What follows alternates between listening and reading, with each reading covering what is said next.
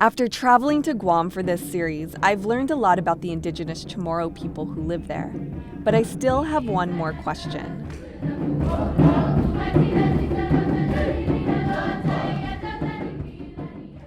What does being Chamorro mean to you? It's honor. Respect too. Food and family is the #1 priority. The homeland. Honoring my ancestors. Being Chamorro is everything. Gwinifi, which is the Chamorro word for dream. Every time someone asks me, like, what am I say Chamorro. I like saying that because most of the time they don't even know what a Chamorro is. And so that's like a good conversation starter. Like, hey, I'm from a little island on Guam. Oh, what's Guam? It's a United States territory. Most people in the United States have no idea what Guam is. You say, I'm from Guam, and people say, wow, you don't look African. Or people say, oh, Guam, that's right next to Honduras. I went there once for, on a mission trip or something like that. Being a territory for people on Guam is very complicated, especially for Chamorros. I mean, there's just kind of, I think, a love-hate relationship with the U.S. for many of us. I don't identify as American. I wasn't raised to. My parents always made it very clear to me that this is not America, this is Guam. Although I am a U.S. citizen by birth, I always identify myself first as a Chamorro. I'm a born, raised Chamorro. For me, Chamorro is what I am. So basically, if you're from Guam, you're technically Guamanian if you're from Guam, but I know people who say they're born here, but they don't want to be called Guamanian. They want to be American because that's their culture. Technically, I'm living in America, but the world that I grew up in is the Chamorro world. I identify as Chamorro because even though I speak English and that is my primary language, I am Chamorro from my blood to my soul. I think there's a colonized mentality that, we will die if the U.S. leaves Guam. For hundreds of years of constantly being told, like, you cannot take care of yourselves. You are not smart enough. You don't have enough resources. You need us. Without us, you will starve. The name that Chamorros always used to fear when they spoke out is anti-American.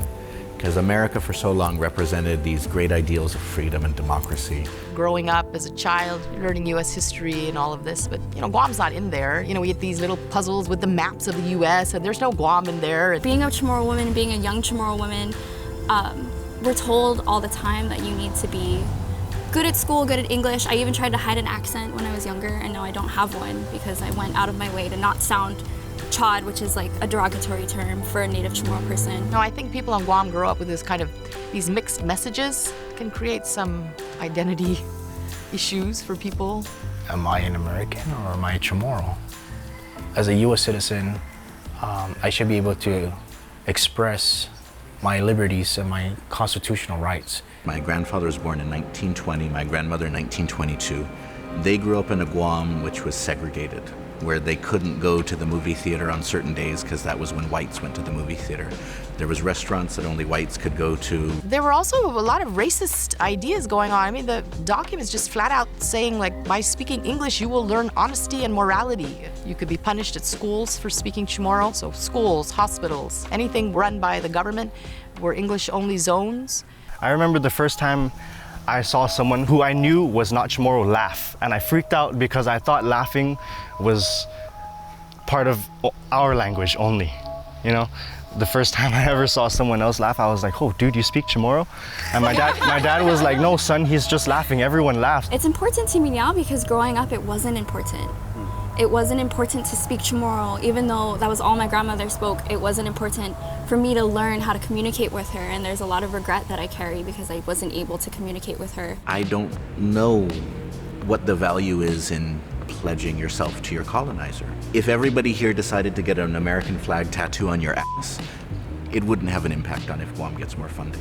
It's our reclaiming of our identity and our celebration of who we are. How many Chamorros have to die in Iraq, Afghanistan, and Vietnam in World War II? How many American flag stickers do you have to put on your cars? How many do you have to fly in front of your houses?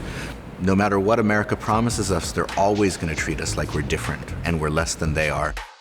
Hey guys, I'm Marissa and I animated this series. I love being Chamorro and it's definitely part of my identity that I embrace. Don't forget to watch the rest of the series and please share with your friends and don't forget to subscribe to Untold America.